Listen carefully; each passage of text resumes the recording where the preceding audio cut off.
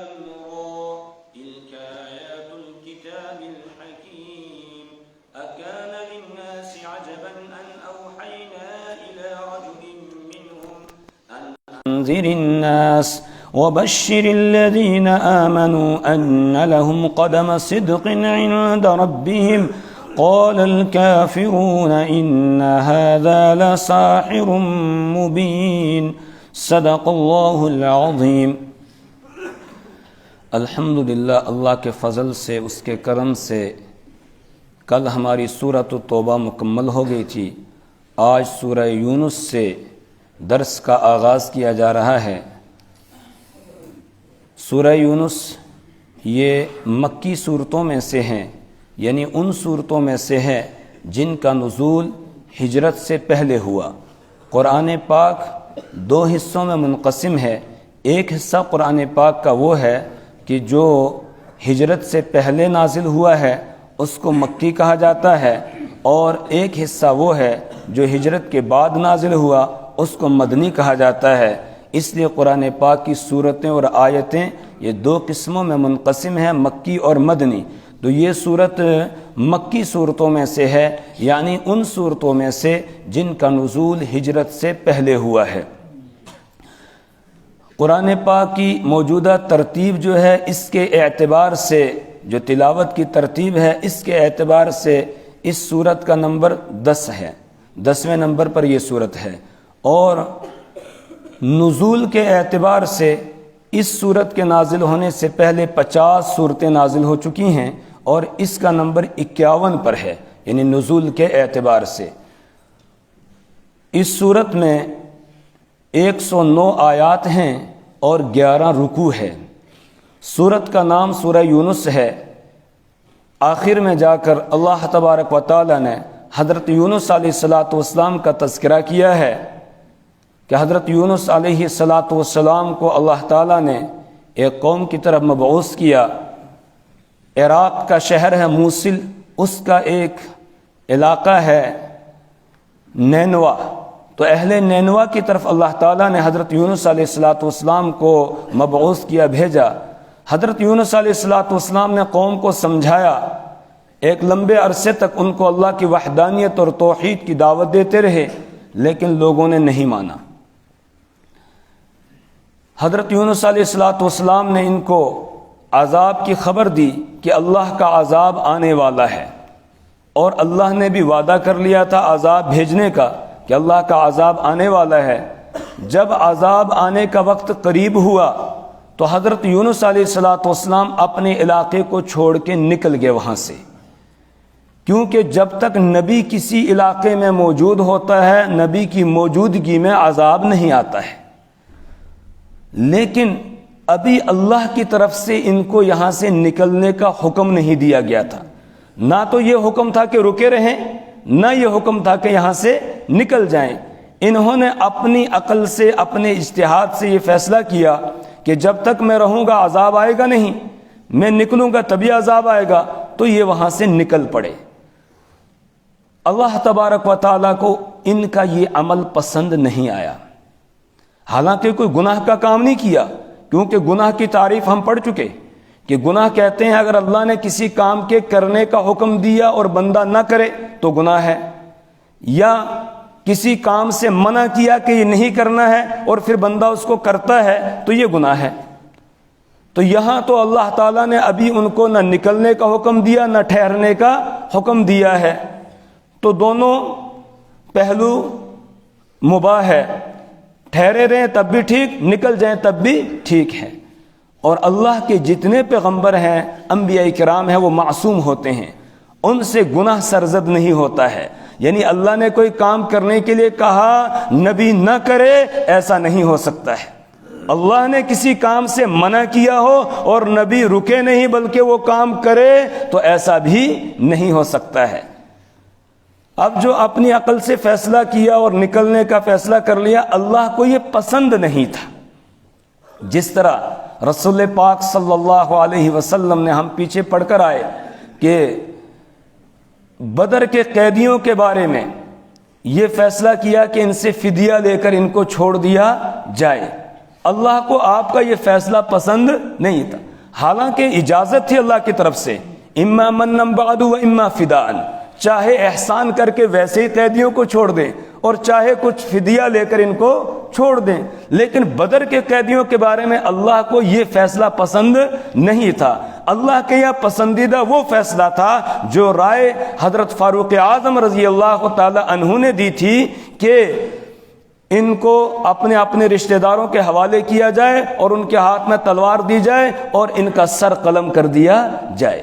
اللہ کو یہ رائے پسند تھی، لیکن رسول پاک صلی اللہ علیہ وسلم نے اپنی نرم دلی کی وجہ سے یہ فیصلہ کیا کہ ان سے کچھ لے کر ان کو چھوڑ دیا جائے، تو یہ بھی کوئی گناہ کا کام نہیں تھا، لیکن اللہ کی پسند کے خلاف تھا،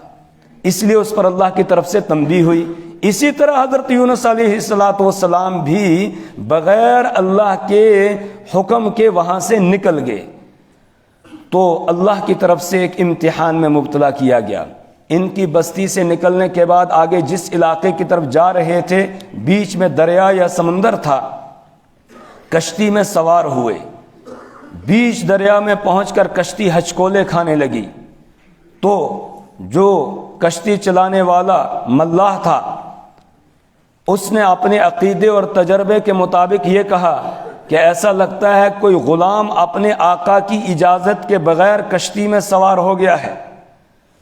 اور ایسا ہوتا ہے جب کوئی غلام بغیر آقا کی اجازت کے آ جاتا ہے تو کشتی ہچکولے کھاتی ہے اور خطرے میں پڑ جاتی ہے،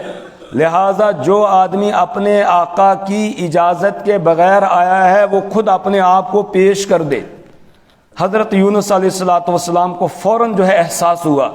کہ میں نے اللہ سے اجازت نہیں لی اور اللہ نے مجھے اجازت نہیں دی، تو شاید میں ہی ہوں، اس لیے کھڑے ہو گئے میں ہوں۔ لوگوں نے دیکھا کہ یہ تو بہت نیک انسان ہے، چمکتا ہوا چہرہ، جو نبی ہوتا ہے ساری قوم میں سب سے زیادہ حسین اور جمیل اور خوبصورت ہوتا ہے، تو انہوں نے کہا آپ نہیں ہیں، انہوں نے کہا نہیں میں ہی ہوں۔ اس کے بعد پھر خود اپنے آپ کو سمندر میں ڈال دیا تاکہ باقی لوگوں کی جان بچ جائے، لیکن جب یہ کہہ رہے تھے میں ہوں، لوگوں نے کہا نہیں ہیں آپ، پھر لوگوں نے قرآن اندازی کی کہ شاید کوئی اور ہو، لیکن قرآن میں بھی نام حضرت یونس علیہ السلام ہی کا نکلا۔ اس کے بعد انہوں نے اپنے آپ کو سمندر میں ڈال دیا۔ اللہ نے مچھلی کو حکم دیا کہ مچھلی اس کو اپنے پیٹ میں لے لے، یہ تیری غذا نہیں ہے، میری امانت ہے۔ اب مچھلی کے پیٹ میں ہیں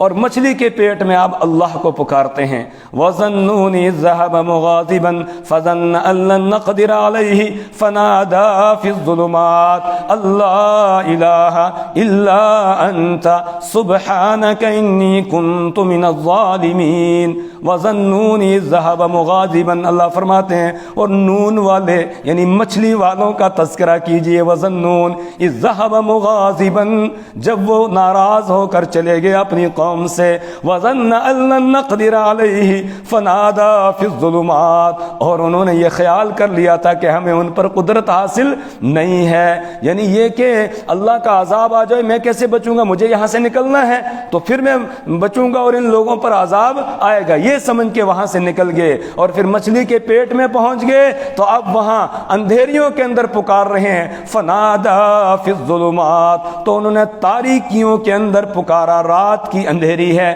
پھر سمندر کی اندھیری، پھر مچھلی کے پیٹ کی اندھیری، ان اندھیریوں کے اندر پکارا، لا الہ الا انت، اے اللہ تیرے سوا کوئی بچانے والا نہیں ہے، کوئی نجات دینے والا نہیں ہے، سبحانک تیری ذات پاک ہے، انی کنت من الظالمین میں ہی زیادتی کرنے والوں میں سے ہوں۔ اللہ فرماتے ہیں ہم نے ان کو پھر مچھلی کے پیٹ سے نجات دے دی، انی کنت من الظالمین ونجیناہ من الغم، اللہ کہتے ہیں ہم نے ان کو غم سے نجات دے دی، وکذالک ننجی المؤمنین، اور اسی طرح ہم ایمان والوں کو نجات دیتے ہیں، یعنی جب ایمان والے سے کوئی قصور ہو جائے وہ فوراً اللہ کے سامنے گڑ گڑائے، اللہ کی حمد اور تسبیح بیان کرے، اللہ تعالیٰ اس کو ہر غم سے ہر پریشانی سے نکال دیتے ہیں۔ اور سورہ صافات میں اللہ نے فرمایا ہے اگر یونس علیہ السلام مچھلی کے پیٹ میں تسبیح نہ کرتے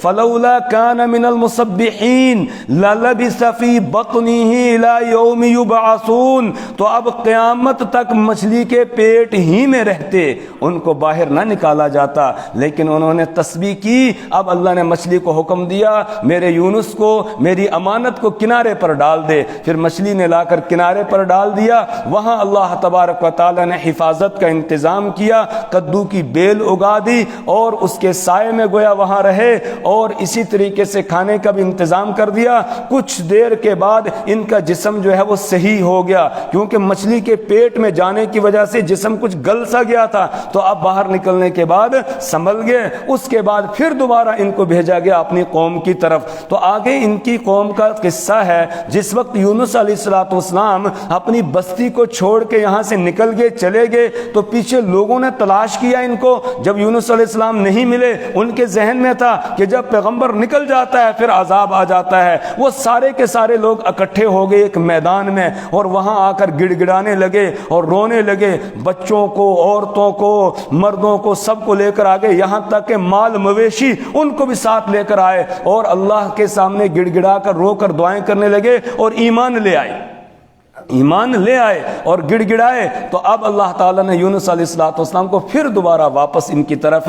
بھیجا ہے۔ ابھی عذاب آیا نہیں تھا، عذاب کے آثار ظاہر ہوئے تھے کہ ان لوگوں نے اللہ کے سامنے گڑ گڑا کر دعائیں کی، اللہ تبارک و تعالیٰ نے ان کو عذاب سے نجات دے دی۔ یہ واقعہ جو ایک انوکھا واقعہ ہے، یہ بیان کیا گیا اس صورت میں، اس لیے پوری صورت کا نام ہی سورہ یونس رکھ دیا گیا، ورنہ تو حضرت نوح علیہ السلام کا بھی تذکرہ ہے اس صورت میں، اسی طرح موسیٰ علیہ السلام کا بھی تذکرہ آیا ہے، لیکن ان کے نام پر نہیں رکھا گیا، یونس علیہ السلام کے نام پر سورت کا نام سورہ یونس رکھ دیا گیا، چونکہ یہ ایک اہم واقعہ تھا۔ اس سورت کے اندر اللہ تبارک و تعالیٰ نے جو مضامین بیان کیے ہیں، 4 مضمون ہیں۔ ایک،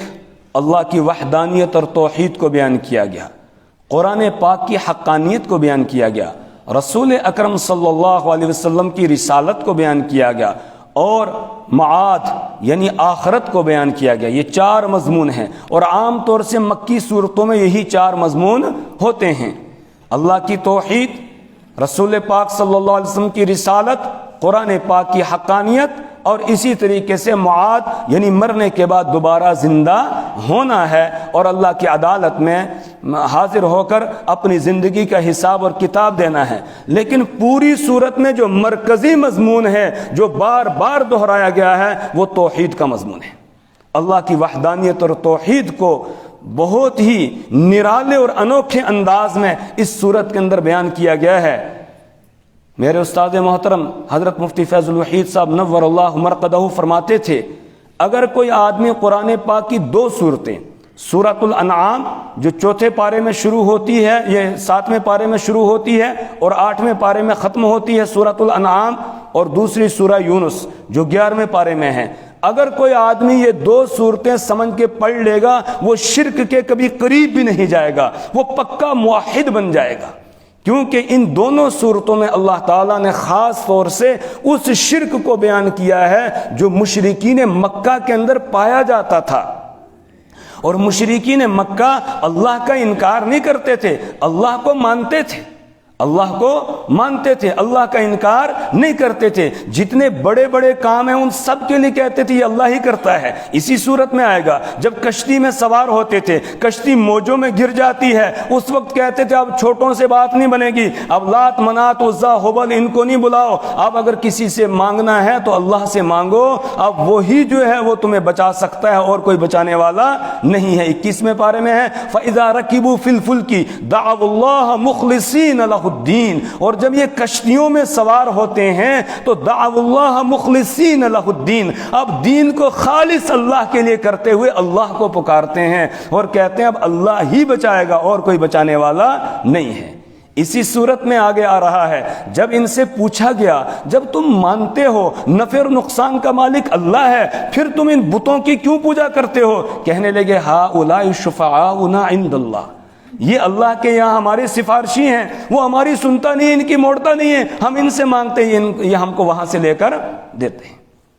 ہم ان سے مانگتے ہیں، یہ ہم کو وہاں سے لے کر دیتے ہیں۔ بالکل وہی بات جو آج ہم میں سے بہت سارے جاہل مسلمان جو قرآن اور حدیث سے دور ہیں، ان کا نظریہ اور عقیدہ بھی یہی ہے، فلانی درگاہ پر جائیں گے وہاں سے ملے گا، فلانے دربار پر جائیں گے وہاں سے ملے گا، ہماری وہ سنتا نہیں ہے جی، ان کی موڑتا نہیں، ہم ان سے مانگتے یہ وہاں سے لے کر دیتے ہیں جی۔ اوپر جانے کے لیے سیڑھیاں چاہیے، بغیر سیڑھیوں کے کیسے چھت پہ چڑھ سکتا ہے، یہ سیڑھیاں ہیں، ہم ان سے مانگتے ہیں، یہ ہم کو وہاں سے لے کر دیتے ہیں۔ یہی بات مشرکین مکہ بھی کہا کرتے تھے، ورنہ تو وہ اللہ کو مانتے ہیں۔ اسی صورت میں آگے آ رہا ہے، قُلْ مَن يَرْزُقُكُم مِّنَ السَّمَاءِ وَالْأَرْضِ، آپ ان سے پوچھئے کون ہے جو تم کو رزق اور روزی دیتا ہے، من السماء آسمان سے، والارض اور زمین سے، امن یملک السمع والابصار، کون ہے جو تمہاری قوت سماعت اور قوت بصارت کا اختیار رکھتا ہے، یعنی دیکھنے کی طاقت دینے والا کون ہے، سننے کی طاقت دینے والا کون ہے، ومن یخرج الحی من المیت،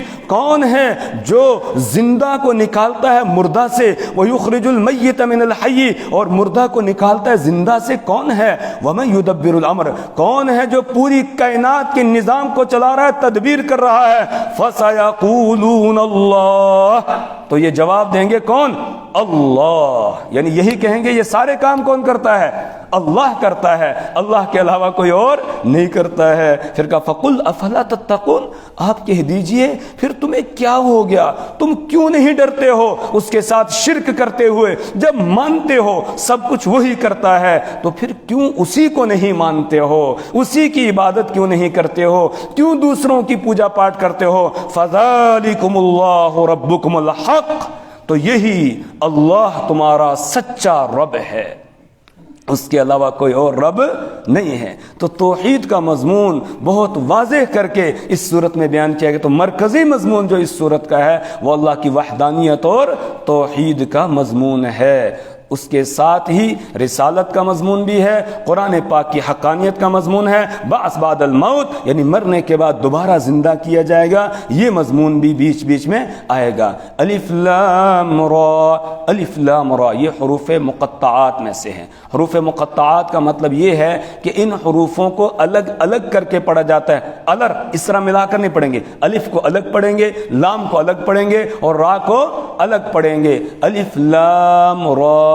ان کے معنی کیا آتے ہیں؟ مفسرین کا ایک طبقہ یہی کہتا ہے کہ ان کے معنی اللہ جانتا ہے، اللہ کے رسول صلی اللہ علیہ وسلم جانتے ہیں، اللہ اور اللہ کے رسول صلی اللہ علیہ وسلم کے درمیان یہ کچھ راز کی باتیں ہیں جو اللہ نے اپنے نبی کو بتائی ہیں اور امت کو آگے بتائی نہیں گئی ہیں۔ حضرت عبداللہ ابن عباس رضی اللہ تعالیٰ عنہ اپنی تحقیق پیش کرتے ہیں، وہ یہ کہتے ہیں کہ یہ اللہ کے نام ہیں، یہ جو ہیں اللہ کے نام ہیں، اور ان ناموں میں سے ایک ایک حرف کو لیا گیا ہے تخفیف کے لیے۔ جیسے ہوتا ہے نا کسی کا نام ہوتا ہے عبد الرشید تو وہ لکھتا ہے اے آر،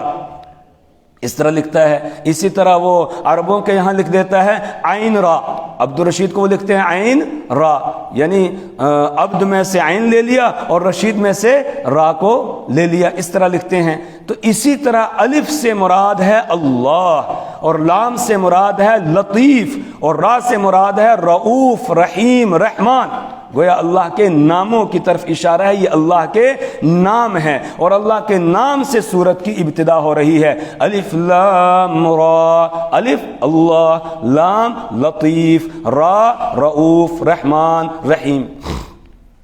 تلک آیات الکتاب الحکیم، یہ حکمت والی کتاب کی آیتیں ہیں۔ تلک آیات الکتاب الحکیم، یہ حکمت والی کتاب کی آیتیں ہیں، جو کتاب حکمت سے بھری ہوئی ہے، جس کی ایک ایک آیت اور ایک ایک آیت کا ایک ایک جملہ اور ایک ایک جملے کا ایک ایک لفظ جو ہے وہ حکمت سے بھرا ہوا ہے۔ تلک آیات الکتاب الحکیم، یا یہ کہ حکیم بمعنی محکم، کہ یہ مضبوط اور محکم کتاب کی آیتیں ہیں۔ اکان للناس عجبا ان اوحينا الى رجل منهم ان انذر الناس وبشر الذين امنوا ان لهم قدم صدق عند ربهم قال الكافرون ان هذا لساحر مبين۔ اب قرآن پاک کے بارے میں بیان کرنے کے بعد کہ یہ حکمت والی کتاب کی آیتیں ہیں، اس کے بعد رسول اکرم صلی اللہ علیہ وسلم کی رسالت کو بیان کیا جا رہا ہے۔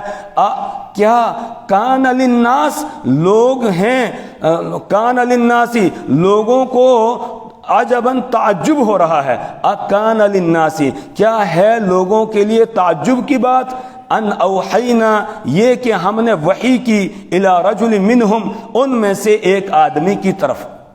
ان میں سے ایک آدمی، کون سے آدمی؟ محمد عربی صلی اللہ علیہ وسلم، ان کی طرف ہم نے وحی بھیجی۔ اس سے لوگوں کو تعجب ہو رہا ہے کہ ان کو کیوں نبی بنا دیا گیا؟ نبی تو کوئی بڑا آدمی ہونا چاہیے تھا، کوئی بڑا سردار ہوتا، اس کو کہتے تھے لولا نزل ھذا القرآن علی رجل من القریتین عظیم، کہتے تھے وہ کہ یہ قرآن پاک مکہ اور طائف یہ دو بستیاں جو ہیں، ان دونوں بستیوں کے کسی بڑے آدمی پر قرآن کیوں نہیں اتارا گیا؟ اگر نبی بنانا ہی تھا کسی بڑے آدمی کو جو بڑا مالدار ہو، جس کے پاس باغات ہوں، نوکر چاکر ہوں، اس کو نبی بنانا تھا، جیسے ولید ابن مغیرہ تھا مکہ میں، اور عروہ ابن مسعود الثقفی تھا طائف میں، جس کو اللہ نے بعد میں ایمان بھی دے دیا اور وہ رضی اللہ تعالیٰ عنہ ورضوا عنہ۔ البتہ ولید ابن مغیرہ کفر کے ساتھ ہی دنیا سے گیا، لیکن اس کے بیٹے حضرت خالد ابن ولید رضی اللہ تعالیٰ عنہ کو اللہ تعالیٰ نے ایمان دے دیا، دو بیٹوں کو اور اللہ تعالیٰ نے ایمان دے دیا، 13 بیٹے تھے اس کے، تو بڑے اولاد والا مال والا تھا۔ کہتے تھے ان پر قرآن اترنا چاہیے تھا، نازل ہونا چاہیے تھا، ان پر کیوں اتر گیا؟ یہ تو یتیم ہے ایک، دوسرا یہ کہ کچھ ان کے پاس مال و دولت بھی نہیں ہے، پھر ان کو قرآن کیوں دیا؟ اس پر اللہ نے فرمایا اکان للناس عجبا ان اوحینا الی رجل منہم، کیا لوگوں کو تعجب ہو رہا ہے اس بات پر کہ ہم نے وحی کی ان میں سے ایک آدمی کی طرف، اس بات کی ان انذر الناس کہ آپ لوگوں کو ڈرائیے، وبشر الذین آمنوا اور آپ بشارت دیجئے ان لوگوں کے جنہوں نے ایمان لایا، ان لہم قدم صدق عند ربہم کہ ان کے لیے سچائی کا قدم ہے ان کے رب کے پاس۔ قال الکافرون کافر کہتے ہیں ان ھذا لساحر مبین کہ بے شک یہ تو کھلا ہوا جادوگر ہے، یہ کھلم کھلا جادو کرنے والا ہے۔ اس سے آگے انشاءاللہ کل پڑھیں گے، اس آیت کی تفسیر بھی باقی ہے، ترجمہ میں نے کر دیا، وقت ہو گیا، انشاءاللہ کل پڑھیں گے۔ اللہ تعالی ہمیں اپنی کتاب کی سمجھ اور فہم عطا فرمائے، اللہ ہمیں اعمال صالحہ کی توفیق عطا فرمائے، اللہ برے اعمال سے ہمیں اور ہماری نسلوں کو محفوظ فرمائے۔ سبحان اللہ و بحمدہ، سبحانک اللہم